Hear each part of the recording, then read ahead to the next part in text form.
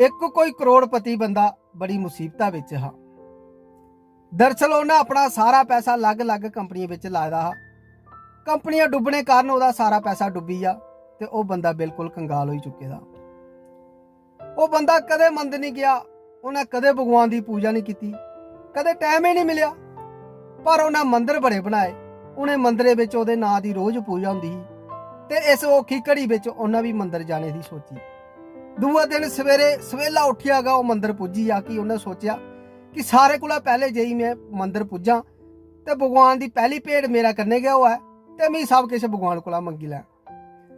दूआ दिन जियां सवेला सारे कोला पहले वह मंदिर पुज्या तो उन्हें दिखा वह कोला भी पहले कोई एक गरीब बंदा मंदिर पुजी दा ते भगवान के अगे खड़ोइए किश मंगा दा। उन्हें सोचा चल यार पहले मैं सुनी गै लैना बंदा भगवान कोला केह् मंगा, ये गरीब बंदा इसी केह् मंगना, इन्हें इसी केह् जरूरत होग।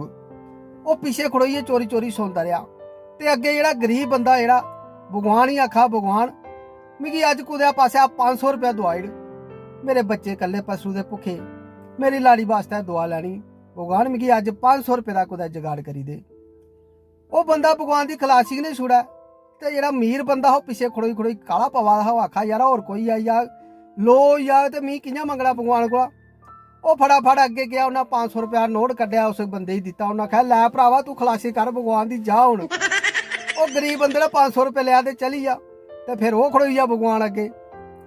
भगवान ही आख लगा भगवान जी हुण मेरी साइड थोड़ा ध्यान दिओ, मिगी 5 करोड़ रुपए की बड़ी ज्यादा जरूरत है, मंगने वाले मेरे घरा बाहर खड़ोते दे, भगवान कोई मदद करो, मिगी 5 करोड़ रुपए की बड़ी सख्त जरूरत है।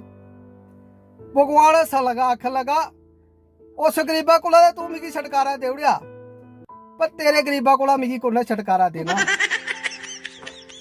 तुस सारे इत्थे आउंदे हो किश ते किश मंगने आस्तै, कदे तुसें मेरे बारे सोचेआ।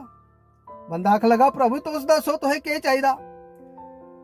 भगवान आख लगा पुत्रा कोई सच्चे मना कन्नै भी मेरे कोल आई जाना ते उसी कदे मंगने की जरूरत नहीं पौंदी।